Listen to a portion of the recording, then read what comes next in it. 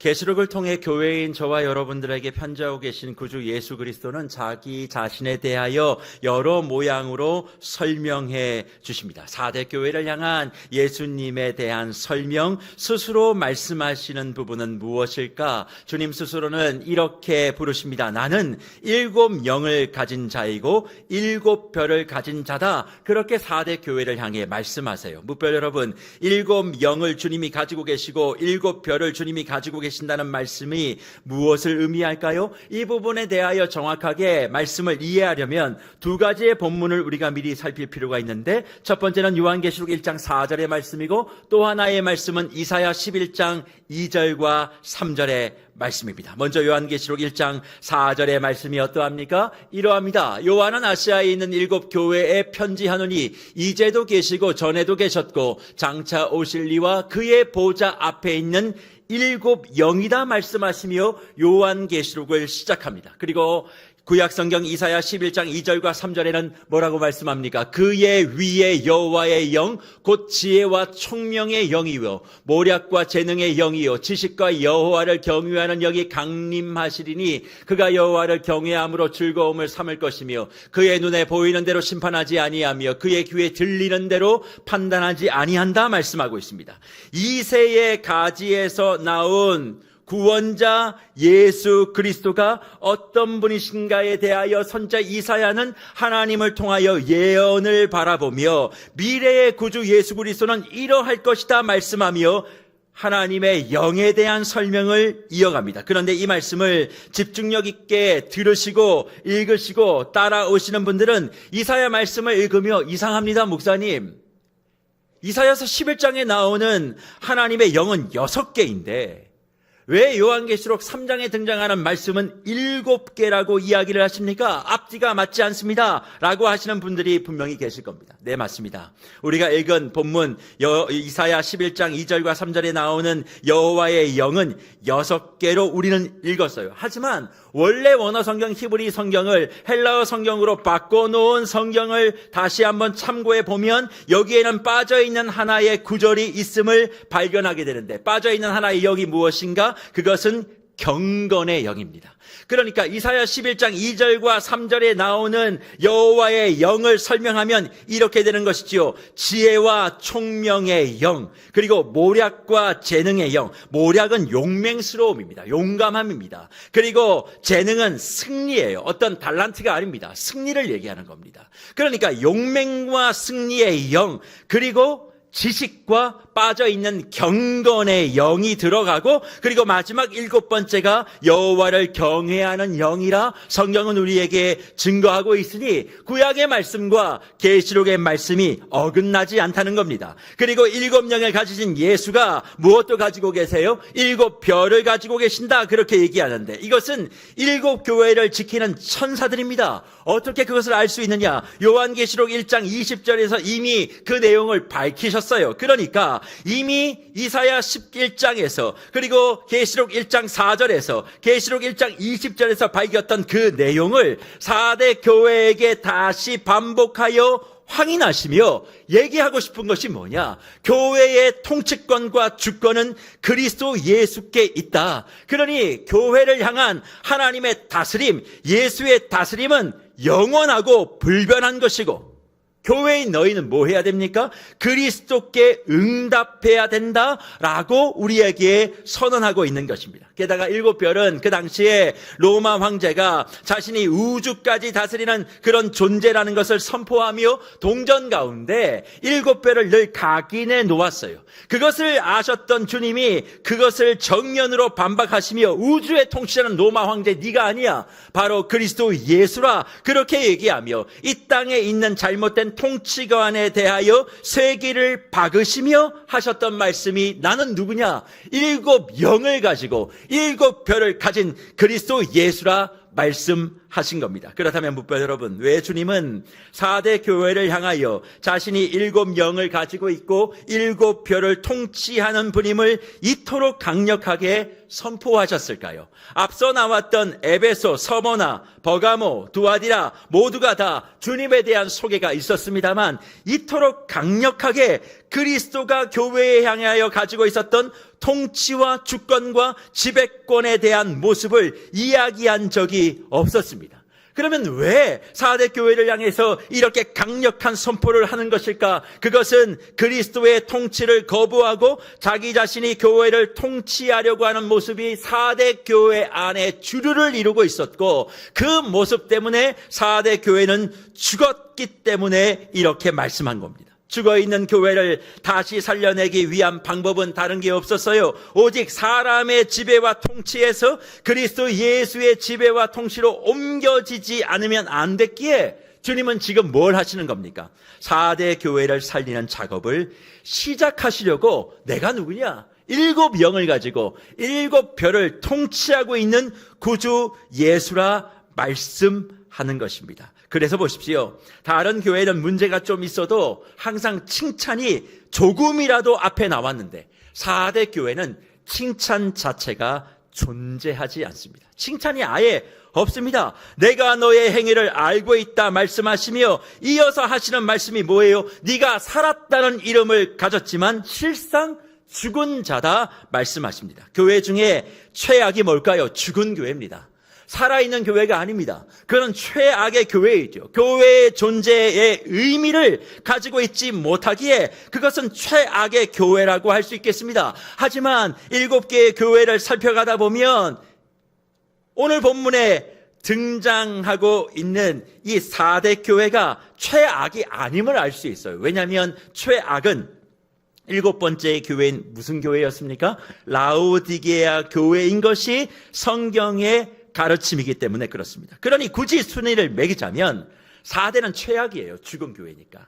하지만 최악의 넘버원인 라오디게아 교회가 있기 때문에 죽은 교회였지만 최악은 아니라 차악 교회가 바로 4대 교회인 것입니다. 그러면 어떻게 죽었는데 최악이 아니라 4대 교회가 차악 교회라도 될 수 있었을까요? 그것은 요한계시록 3장 4절에 이 말씀 때문에 그러합니다. 그러나 4대에 그 옷을 더럽히지 아니한 몇 명이 내게 있어 흰 옷을 입고 나와 함께 다니리 그들은 합당한 자인 연고라 말씀합니다. 죽었어요. 죽어 있습니다. 그러나 라오디게아처럼 주님이 입에서 토해내지 않을 것이다. 입에서 개워내지 않을 것이다. 말씀했던 그 이유는 죽어 있고 죽어가고 있는 4대 교회이지만 그 안에 몇 사람이 주님의 통치대로 살아가므로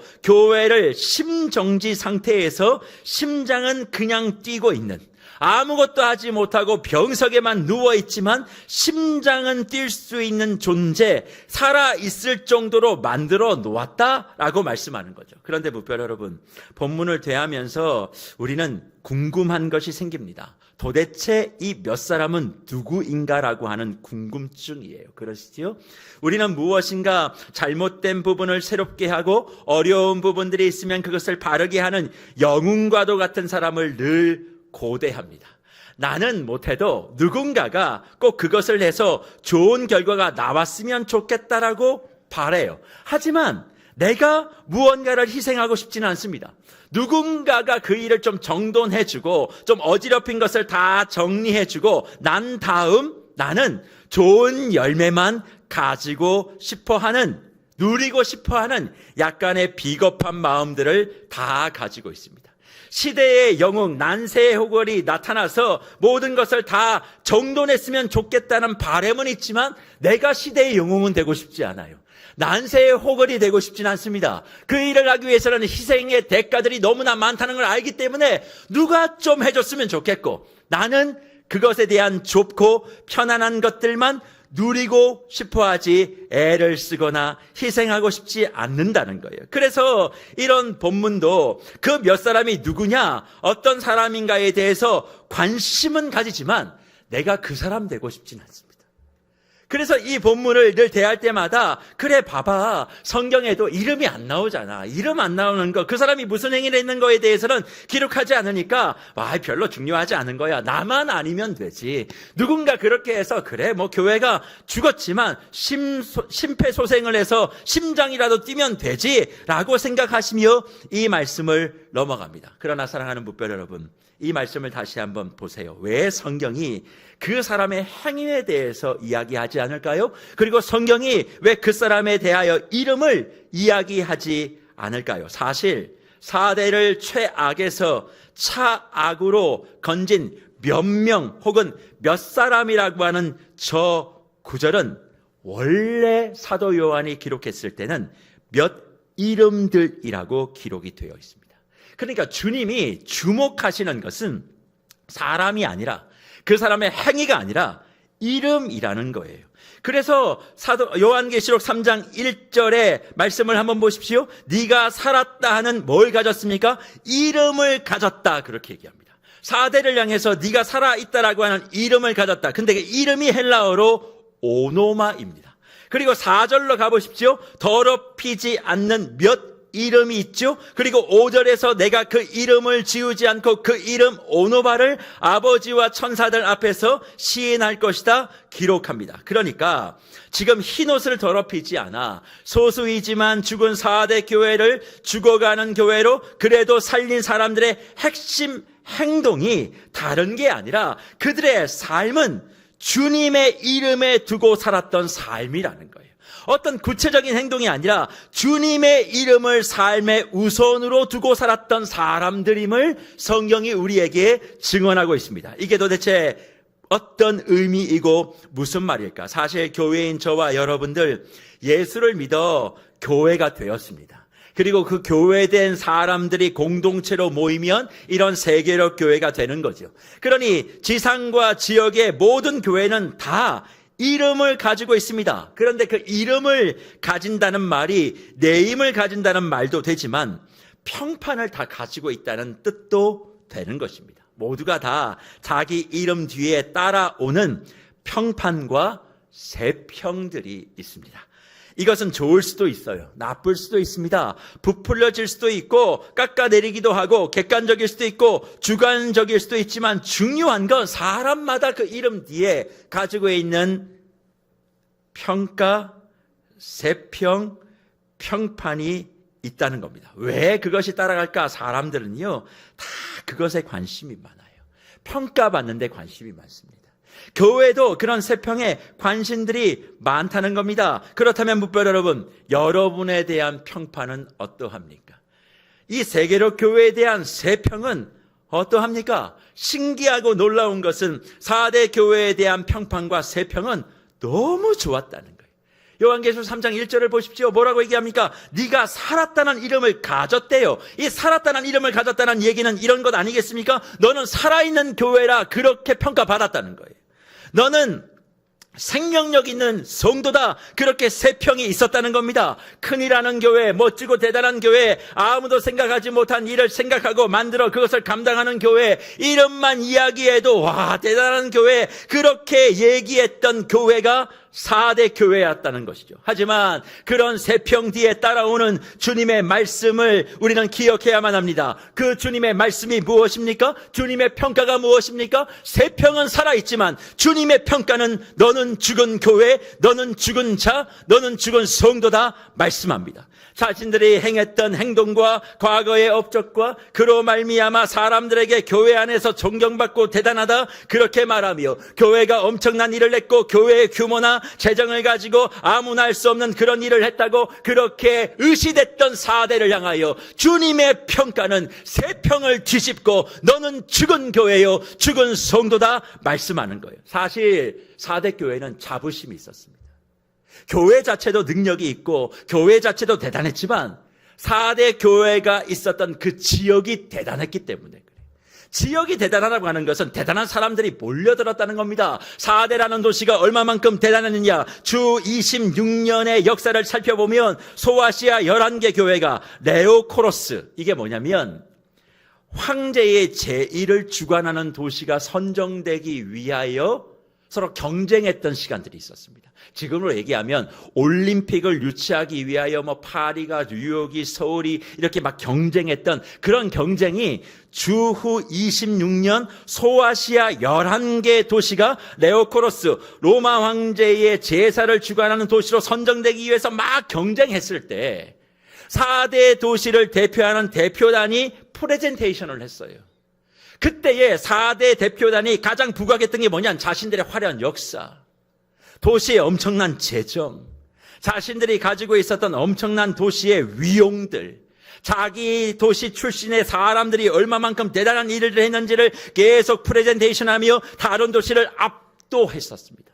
그만큼 4대는 그 도시를 구성하고 있는 사람들, 역사, 모든 인프라 이런 것이 당대 최고였기 때문에 그 도시 안에, 그 지역 안에 있는 사람들이 예수를 믿어 세워진 4대 교회는 다른 교회와 비교할 수도 없는 자부심과 프라우드가 엄청났다라는 거예요. 자기가 모자라는 것이 있어도 나 4대 사람이야. 내가 부족한 것이 있어도 나 4대 교회 성도야. 나 4대 교회 장로야. 나 4대 교회 집사야. 그 한마디로 모든 부족한 것들을 다 커버했던 현실. 그러니까 살아있다라고 하는 그런 세평과 평판 앞에 의시됐던 거예요. 하지만 주님의 평가는 무엇입니까? 너 죽은 교회야. 너 죽은 성도야. 말씀하십니다. 그렇습니다. 평판이, 사람들의 세평이 나를 설명하는 것 같지만 주님은 그게 전부가 아니라 경고하시는 거예요. 그리고 그 평판을 위해 교회를 쇼핑하기도 하고 그 간판 때문에 교회를 선택하기도 하고 그 간판과 평판 앞에 자기 자신을 감추고 아무것도 한 것이 없고 섬김도 없고 헌신도 없으면서 그냥 그 교회에 소속만 되어 있는 거예요. 그리고 그 교회 안에서 내가 필요한 것, 좋은 것만 다 골라먹고 내가 좀 더 희생해야 되고 헌신해야 되는 것이면 조금 더 움직이지 않으면서 계속 자리는 지키는 바로 그 모습이 4대 교회 성도의 모습이었고 이런 모습을 향해 주님은 너 죽었다 말씀하시는 것이죠. 그러면 왜 이렇게 4대 교회는 차악의 교회로 주님 앞에 낙인 찍혀버린 것일까? 그것은 이 교회를 향한 하나님의 회생 명령을 주목하면 그 이유를 알 수 있습니다. 사랑하는 묵별 여러분, 요한계시록에 7교회들을 지금 몇 주에 걸쳐서 계속 살펴가시며 마음속에 부담감과 불편함이 계시죠. 사실 이 교회들의 말씀을 살펴가다 보면 좋은 얘기가 별로 없습니다. 늘 부족한 부분들을 지적하는 것 같고 그래서 왠지 주님 앞에 혼나는 것만 같고 그런 마음들이 계실 수 있어요. 하지만 주님이 왜 그렇게 무언가를 질책하시고 무언가를 혼내시는 줄 아십니까?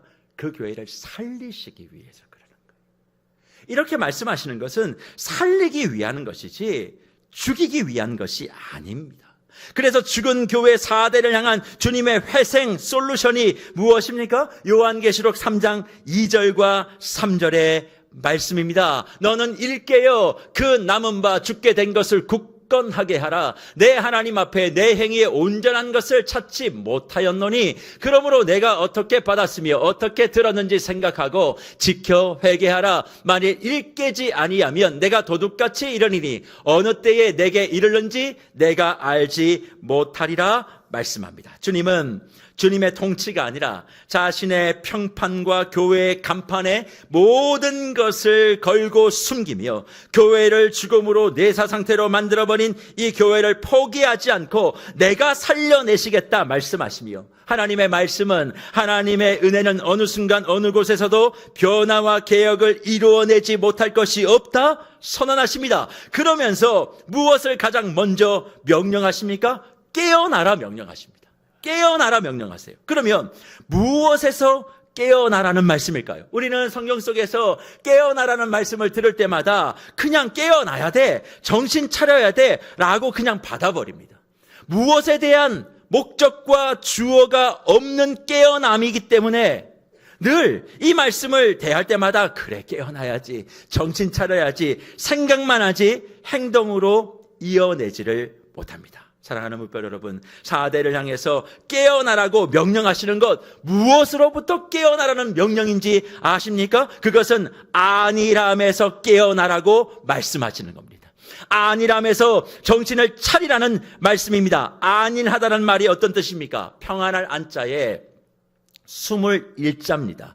그러니까 모든 것이 평안함 속에 숨는 것, 모든 일들을 너무 쉽게 편안하게 생각하고 적당하게 처리한다는 그 말이 안일함의 의미입니다. 4대가 그러했다는 거예요. 처음에 하나님을 믿고 하나님을 의지하고 예수 그리스도의 제자가 되겠노라고 성령의 강림하심을 경험하며 성령의 역사하심 속에 움직였을 때는 사소한 것 하나에도 마음이 울렁입니다. 뜨거워집니다. 무언가 하나도 그렇게 감사합니다. 그런데 그 하나님의 진리의 말씀과 예수의 통치와 성령의 인도하심이 시간이 지나면서 익숙하게 되어지니까 안일해지는 거예요. 모든 일들이 이제는 너무나 당연하게 받아지는 겁니다. 그래서요, 교회는요, 웬만해서는 놀라지도 않습니다. 감사하지도 않습니다. 지금까지 내가 감사했던 것들보다 더 큰 게 내게 주어지지 않으면 성도는 감사하지 않아요. 이런 모습이 4대 교회에 있었다는 겁니다. 그래서 뭇별 여러분, 어떤 일에 대하여, 혹시 은혜에 대하여 익숙하게 되어지면 그 익숙함이 무엇을 낳는 줄 아십니까? 무례함을 낳습니다. 익숙함이 지속되면 무례함이 돼요. 근데 한 번 무례하면 그 무례함이 뭐가 되는 줄 아세요? 익숙함이 됩니다. 사람과의 관계 속에서도 하나님과의 관계 속에서도 똑같아요. 익숙하면 반드시 무례하고요. 무례하면 반드시 그 무례함을 익숙하게 살아가게 된다는 겁니다. 주님은 자신을 향해 진리와 은혜를 향해 안일하여 익숙하여 무례하게 된 저와 여러분들에게 말씀하시는 겁니다. 그 무례함, 그 안일함, 그 익숙함에서 깨어나지 않으면 넌 죽을 거야. 그러니 그것으로부터 깨어나라 명령하십니다. 저와 여러분의 10년 가운데 안일함과 익숙함과 무례함이 뭐가 있습니까? 내가 예수를 믿은 지 수십 년이 됐고 세례를 받은 지 얼마이고 이 교회를 다닌 지 오래됐으며 그것으로 인하여 저와 여러분의 신앙이 보호될 것이라고 생각합니까? 내가 신앙의 몇 대이고 이런 것 속에 지금 나는 하나님 앞에 익숙하고 안일하고 무례하게 살면서 그 모든 것으로 나를 포장하고 있는 혹시 저와 여러분 아닙니까? 그 안일함과 익숙함과 그리고 무례함의 우삼 속에서 모든 것은 다 프리패스라고 생각하고 어차피 나 예수 믿잖아.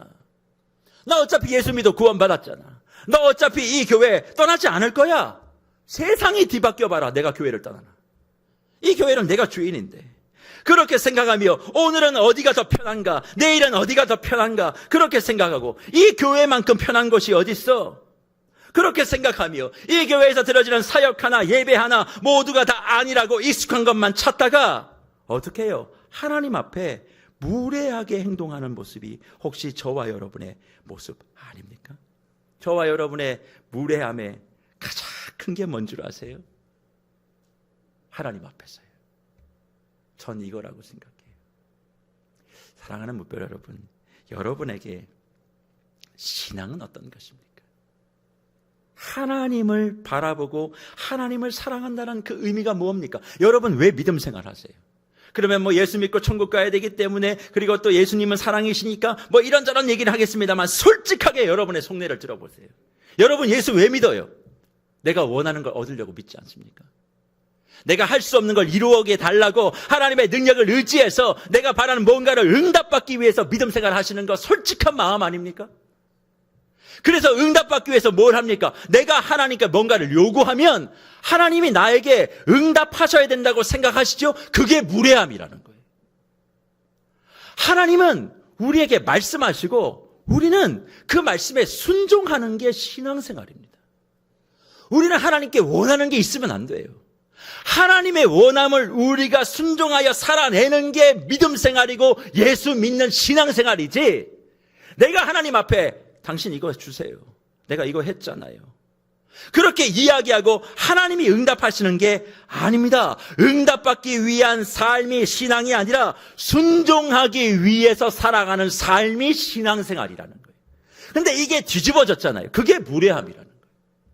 하나님 앞에 내가 원하는 것들이 항상 많고 그게 목적이 되니까 그게 이루어지지 않으면 누굴 탓합니까? 하나님을 원망하고 하나님을 탓하죠. 왜? 나는 지시하고 너는 응답하고. 아니라는 거예요. 우리가 생각하는 믿음 생활, 성령이 얘기하고 있는 가르침은 주님은 말씀하시고 나는 순종하고 해요. 주님은 통치하시고 내가 응답하는 겁니다. 하나님이 응답하시는 게 아니에요. 근데 그렇지 않은 이유가 뭘까요? 우리의 삶에 하나님이 내게 주셨던 말씀의 은혜가 안일하게 되는 겁니다. 익숙하게 되는 것입니다. 그러니까 무례한 거죠. 모두가 다 와서 오늘 이 시간 주님 앞에 기도하며 주님 나에게 지금 순종하라고 하시는 말씀이 무엇인가를 주님 앞에 엿듣는 분들이 많습니까? 아니면 주님 이번 주에 이게 필요합니다. 해결하십시오. 그걸 구하는 분들이 더 많으십니까? 거의 대부분은 다 내가 필요한 걸 구할 겁니다. 그래서 무례하다는 거예요. 주님이 말씀하시는 걸 순종하면 내가 소망하는 건 따라오는 것이 성경의 가르침입니다. 어느 순간 진리의 말씀이 익숙해집니다. 그러니까 내 자아가 원하는 대로 신앙생활하고 내가 바라는 대로 교회 사역을 이끌어 가려고 하는 세력들이, 그런 사람들이 4대 교회를 죽은 교회로 만들었고, 주님은 그 교회를 살리기 위해서 안일함으로부터 깨어나라, 익숙함으로부터 깨어나라, 무례함으로부터 정신 차리라 말씀하는 것 아닙니까? 내가 부족해도 나는 이 교회 장로고 권사고 안수집사고 하니까, 어디 가면 나는 몰라도 이 교회의 이름은 아니까, 이 교회가 나의 신앙을 마치 대변해주고, 나는 그런 헌신과 그런 봉사와 헌신 섬김도 없으면서 그 교회의 수준이 내 교회의 나의 수준이라고 생각할 뿐이지, 그 정도의 수준과 말과 행동과 헌신과 섬김과 희생을 보여주지 못했던 4대와 같은 저와 여러분에게 주님 말씀하시는 거예요. 살고 싶니? 정신 차려라. 깨어나라. 안일함이 너의 구원을 보장해 주지 않는다? 말씀하고 있는 거예요. 그래서 묵별 여러분, 이 안일함을 버리고 깨어날 때 이어지는 주님의 명령을 받아 우리가 죽은 교회가 아니라 차악의 교회가 아니라 최선의 교회로 나아갈 수 있는데, 그 두 번째 명령이 무엇입니까? 굳건하게 하라는 거예요. 그럼 뭘 굳건하게 하라는 것일까? 4대 안에 있는 몇 명의 이름이 하는 그 행위, 건강한 교회라면 마땅히 해야 될 그 일을 굳건하게 하라. 흔들리지 말래요. 그거 해야 해. 다른 거 하지 말고 그거 붙잡아야 돼. 너의 이름을 위해 교회를 팔지 말고 교회를 위해 너의 이름을 팔아서라도 반드시 해야 될 그 일, 주님이 너에게 명령하신 그 일, 그것을 흔들리지 말고, 옆 사람이 뭐라고 얘기해도 내가 너에게 하라고 하는 그 일을 반드시 하라고 말씀하는데, 그 말씀에 반응하는 사람도 누구만 반응할까요? 안일함과 익숙함과 그리고 무례함에서 깨어난 사람만 반응하는 겁니다. 그래서 깨어나고 굳건하게 되어야 그 다음이 뭡니까? 받은 말씀과 은혜를 기억한다고 얘기합니다. 그리고 받은 말씀과 은혜와 감동이 기억이 되면 그 다음에 나오는 게 뭐예요? 우리는 보세요. 내가 그렇게 깨어났잖아요. 내가 그렇게 해야 될 일을 했잖아요. 그리고 하나님이 내게 주셨던 은혜와 감동과 말씀을 기억했잖아요. 그러면 마지막 네 번째 결론은 내가 복받는 것이라고 생각합니다. 그러나 4대 교회는 뭐라고 얘기합니까? 복받을 거야가 아니라 순종하라 말씀하세요. 네가 해왔던 순종 계속 이어가, 그렇게 우리에게 말씀합니다. 받고 기억하고 관념과 추상이 아니라 이렇게는 행동해. 그걸 왜 하니? 왜 머뭇거리니? 무엇을 그렇게 계산하고 좌우를 재고 있니? 너의 현실이 사람들은 대단하다 말해도 아니야. 너는 죽었고 죽어가고 있어. 이제 깨어 굳건하게 기억하고 다시 순종하지 않으면 끝이야. 기회가 없어. 너에게 마지막 시간인 거야. 이거 그냥 그렇게 생각하고 엄중하게 받아야 되는데 아니라고. 시간 가면 된다고. 내가 다 예수 믿고 다 그랬는데 뭐가 문제냐고. 지금보다 더 어려운 순간에도 교회는 버티고 문을 안 닫았는데 무슨 별일이 있겠냐고. 뭐 해봐야 소용이 없고 다 다른 의도가 있다고, 숨은 어떤 의도가 있다고 그렇게 말하며 무언가 주님 앞에 해보려고 하는 것을 가로막는 그 사람들 때문에 차악인 교회에서 최선의 교회로 가지 못하고 차악의 교회에서 최악의 교회로 갈 것 같은 저와 여러분에게 정신 차리라고 말씀하는 거예요. 그리고 이 네 가지 조건이 다 실행되면 마지막 명령이 있습니다. 그것이 뭡니까? 회개하라는 말씀이에요. 뭐에 대한 회개일까요? 순종하지 못하는 것에 대한 회개. 내가 지은 죄, 거짓말, 이런 게 아니라 순종하지 못하는 것에 대해 회개하라. 그리고 이것이 이루어지지 않으면 너는 스스로 교회라고 말하지만, 세상은 너에 대하여 교회라고 말하지만, 주님이 다시 오실 그날 몇몇의 이름을 가지고 힘을 다하고 정성을 다하고 누가 알아주든 않든 상관없이 자신의 이름을 그리스도의 십자가에 묻고 자신에게 있는 그 안일함과 익숙함과 무례함을 던져버리고 매일 은혜 받은 자답게 자신을 세워가는 사람들에게는 주님의 다시 오심이 기적과도 같은 재림이지만, 그렇지 못한 이들에게는 재앙의 날이 될 것이라 주님이 경고하시는 겁니다. 그때에 너의 그 교회 이름이, 너의 교회의 그 간판과 세평이, 너의 교회의 규모와 너의 교회의 사역이 너를 지켜주지 못한다고 깨어나라 말씀하는 거예요. 사랑하는 무별 여러분, 주님 앞에 내가 어느 교회를 섬겼느냐가 방패되지 않을 겁니다. 내가 어느 목회자를 잘한다는 거 그거 방패되지 않습니다. 내가 무슨 일을 했다는 거 그거 방패되지 않습니다. 그저 주님의 이름을 위하여 내가 순종했던 것, 그걸 위해서 내 안에 있는 안일함과 내 안에 있는 무례함과 익숙함을 깨어 던질 때 주님이 나를 지켜 보호해 주시는 거예요. 그래서 내가 예수를 그래도 믿고 이런 일도 했고 저런 일도 했는데 나를 죽이시겠어라고 하는 그 안일함이 사대를 그렇게 만든 거예요. 그래서 영어에 4대 아크로폴리스라는 말이 있습니다. 이게 4대라는 지역과 신전이라는 아크로폴리스가 붙어있는 말인데, 이 4대 아크로폴리스가 난곡불락이라는 뜻이거든요. 어떤 것도 점령하지 못하다 혹은 불가능한 일을 하다라는 영어 의미가 4대 아크로폴리스예요. 그러면 왜 4대와 아크로폴리스를 붙여서 이렇게 단어를 만들어 놨을까? 역사 가운데 4대 아크로폴리스가 함락된 게 딱 2번밖에 없어요. 주전 549년 그리고 주전 218년. 역사에서 4대 아크로폴리스, 4대 안에 있었던 신전이 함락당했던 경우는 2번. 근데 그 2번이 어떻게 함락이 되는가 되게 이해가 되지 않는데, 난곡불락 어떠한 전쟁에서 다 이겼던 그 4대 아크로폴리스가 경계 근무를 태만하는 병사들에 의하여 그냥 모래성처럼 무너졌다는 게 역사의 기록입니다. 그러니까 우리의 신앙도 똑같은 거죠.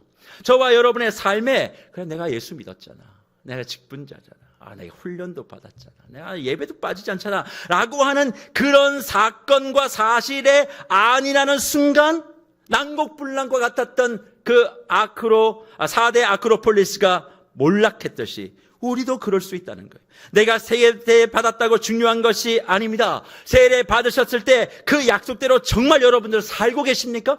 내가 직분을 받은 게 중요한 게 아닙니다. 그 직분 받을 때 하나님과 약속했던 것 다 지금 행하고 계세요? 그거 정말 지키고 계십니까? 직분 앞에 하나님 앞에 기도하고 소원하고 헌신했다는 약속했던 것, 그거 정말 하고 계시는지 스스로 돌아보셔야 돼요. 제가 목사 안수 받을 때 찬송 부르거든요. 그때 막 눈물을 흘리면서 같이 불렀던 찬송이 있습니다. 지금 찬송은 아닌데 그 당시 찬송은 통일 찬송가였으니까 통일 찬송가 355장. 부름받아 나서니 몸. 그걸 딱 부르는 거예요. 부름받아 나서니 몸 어디든지 가오리라. 괴로우나 즐거우나 주만 따라가서 막 이렇게 하잖아요. 근데 1절은 제가 불렀어요. 근데 2절, 3절은 제가 못 불렀습니다. 부를 수가 없었습니다. 2절이 뭡니까? 아골골짝 빈들에도 복음 들고 가오리라. 소돔 같은 거리에도 사랑 들고 찾아가서 몸에 지닌 모든 것도 다 아낌없이 주오리다. 몸에 지닌 모든 것도 아낌없이 주오리다. 제가 입이 안 떨어지는 거예요. 주님 못 갑니다, 나는. 근데 3절은 또 뭐예요? 존귀 영광 모든 권세 주님 홀로 받으소서. 그 다음 뭡니까? 멸시천대 십자가는 내가 지고 가오리니. 나는 못 지겠는 거예요. 그 다음 또 뭔 줄 아십니까? 이름 없이 빛도 없이 감사하며 섬기겠다고. 내가 그때 목사 안수 받는 그 자리에서 기도했습니다. 솔직하게, 주님, 나는 지금 이거 약속 못 드립니다. 그러나 내 평생 목회자로 살면서 이것을 이루어 살 수 있도록 은혜를 주시고 내가 그렇게 한번 가보겠습니다. 늘 고민하는 거예요. 내가 찬송가 355장을 진짜 부를 수 있는 거예요. 전 나의 마지막 목회의 날 찬송가 355장을 진짜 부르고 나의 사역의 마지막을 고하고 싶어요. 여러분 정말 예수 믿을 때, 세례 받을 때, 직분 받을 때, 훈련 받을 때 그 약속 지키고 계십니까? 그거 안 하고 계시면서 왜 이렇게 주님 앞에 원하는 것 많으십니까? 그것이 결국 우리를 보장해 주지 않는다는 거예요. 그러니까 그것으로부터 깨어 내가 정신 차리게 되어지면 하나님이 모든 것을 책임지시겠다 약속합니다. 그리고 저와 여러분의 행위 속에 누구의 이름이 나타나고 있는지를 물어보십시오. 저와 여러분이 하고 있는 그 모든 선택에 누구의 이름이 나타나고 있습니까? 여러분의 이름이 나타나고 있지는 않아요. 예수의 이름이 나타나야 되는데. 그래서 사람이 재밌습니다. 교회 안에 성도님들이 뭔가를 적극적으로 대부분 다 할 때는 누구 이름이 드러날 때가 많은 줄 아십니까? 자기 이름 드러날 때는 신나서 합니다. 그러나 예수의 이름 드러날 때는 잘 안 하려고 해요. 왜? 예수 이름이 드러나면 손해보고 희생하고 감내해야 될 게 많거든요. 그래서 교회가 참 재밌습니다. 예수 이름 위에서 뭔가를 하자면 사람들이 다 동의할 것 같죠? 잘 안 합니다. 그래서 예수 따라가는 길이 좁은 길이에요. 자기 이름 내고 인기 있고 뭐 이런 거 하는 거면 사람들이 막 모입니다. 막 박수칩니다. 근데 예수 위에서 하자고 얘기하면 손가락질 많이 받아요. 힘들고 어려운 길이니까. 여러분의 행위는 누구의 이름이 나타나고 있습니까? 그래서 주님이 말씀하지 않습니까? 해야 될 걸, 깨어서 굳건하게 해야 될 걸 하지 않으면, 예수의 이름을 위해서 해야 될 그 일을 하지 않으면 도둑같이 임할 그날 누구도 주님의 그 정확한 판단에서 벗어날 수 없다 말씀하는 겁니다. 사람들의 환호가 저와 여러분이 주님 앞에 섰을 때 저와 여러분을 보장하지 않아요. 주님은 정확하게 보고 계시기 때문에. 하지만 깨어 변화하여 죽어가는 교회, 죽어있는 교회임에도 불구하고 주의 이름을 위하여 희생도 헌신도 손해도 감당하며 하겠습니다 고백하는 그 사람에겐 세 가지의 복을 주신다 말씀합니다. 그게 뭡니까? 헬라어 말로는 리카오, 영어로는 나이키. 요한계시록의 교회들을 살피면서 자주 등장하는 이 나이키, 이기는 자. 이기는 자에게 주시는 세 가지 복이 뭡니까? 흰 옷을 입을 것이랍니다. 두 번째는 생명책에서 이름을 지우지 않을 것이랍니다. 세 번째는 예수 그리스도가 친히 이기는 자를 옹호하고 지키고 이기는 자의 이름을 시인할 것이라 말씀해요. 흰 옷을 입는다는 건 요한계시록 4장, 6장, 7절 말씀에 순결을 의미합니다. 그런데 이것을 순결의 의미로 살핀다면 이해가 되지 않아요. 왜냐하면 이들은 예수 그리스도를 이미 순종함으로 흰 옷을 입은 자들이기 때문입니다. 흰 옷을 입은 자에게 또 흰 옷을 준다? 이렇게 말씀을 이해할 수 없지 않겠습니까? 그러면 이 말씀 속에 등장하고 있는 깊은 의미, 그것은 로마의 전통이 있습니다. 당대의 전쟁에서 장수가 이기고 돌아오면, 개선장군이죠. 개선장군이 돌아오면 로마의 거리를 승리의 행진을 하는데, 그 승리의 행진에 뒤따르는 로마의 시민들이 반드시 입어야 될 옷이 흰 옷이었습니다. 그러니까 지금 본문은 그것을 차용하여 개성장군이신 예수 그리스도가 재림의 때에 우리에게 오실 때 우리가 승리의 행진을 하는 사람이 되어야 된다.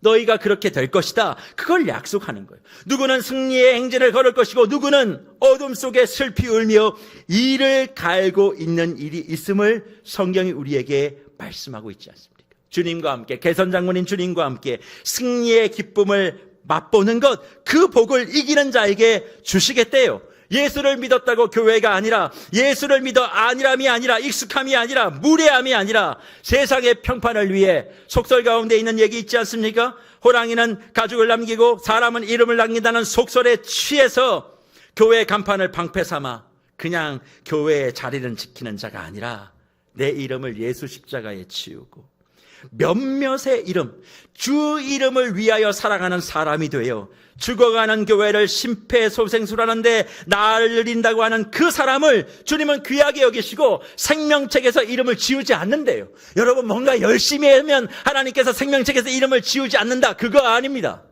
정신 차리고 깨어서 주의 이름을 위하여 내가 희생할 때, 내가 손해볼 때, 내가 사람들에게 박수받는 그 일을 좀 뒤로 하고 손가락질을 받지만 반드시 해야 될 그 일을 굳건하게 흔들림 없이 할 때 생명책에서 이름을 지우지 않는다 말씀하시고, 그 생명책에서 이름을 지우지 않는 사람에게 마지막에 하시는 것이 무엇입니까?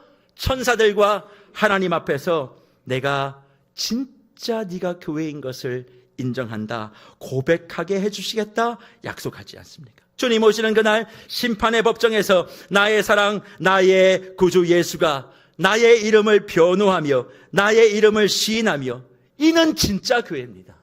이는 진짜 하나님의 사람입니다. 그렇게 저와 여러분의 이름을 예수가 불러주는 복이 있을 것이다 우리에게 말씀하시며, 너 이기는 자가 돼야 돼. 제발 안일하게 살지 마. 익숙하게 신앙생활 하지 마. 무례하게 믿음 생활하지 마. 손가락질 받아도 주 예수의 이름을 위해 굳건하게 흔들리지 말고 해야 될 해. 눈치 보지 마. 옆에 있는 사람이 뭐라고 얘기한다 신경 쓰지 마. 주님의 말씀대로 성령이 인도하신 대로 그 일을 해. 분명히 싫어할 거야. 하지만 흔들리지 않고 가면 승리의 행진 속에 생명책의 이름을, 그리고 내가 직접 내 힘으로 너의 이름을 부르며 하나님 진짜 교회가 왔습니다. 기뻐 받으십시오. 예수 그리스도가 그렇게 말씀해 주시겠다 약속하지 않습니까? 무별 여러분, 그렇다면 귀가 있으면 들으시고 영의 눈이 있다면 뜨십시오. 차악이라도 어디냐고 스스로 안도하는 것이 아니라 이제 내가 깨어나 교회 이름 뒤에, 교회 간판 뒤에, 직분의 방패 뒤에, 과거에 누구도 기억하지 못하는 나만의 그 의로운 행위들 뒤에 숨어서 나는 할 만큼 했다, 그게 아니라 지금 이 순간 다시 깨어 기억하고 내가 해야 될 일을 예수의 이름으로 다시 시작함으로 주님이 간곡하게 부탁하는 마지막 기회를 날려버리지 마십시오. 그냥 숨만 꼴딱꼴딱 쉰다고 살아있어 기쁘다 그렇게 말하지 마시고, 살아있으면 일어나 움직이십시오. 살아 숨쉬면 제대로 생각하시고 제대로 판단하시고 제대로 신앙생활 하십시오. 응답이 목적이 아니라 순종이 목적이 되는, 주님이 지금 내게 말씀하시는 것이 무엇을 듣기 위해 기도하는 것이지 내가 원하는 것을 이루기 위해서 기도하는 것 아닙니다.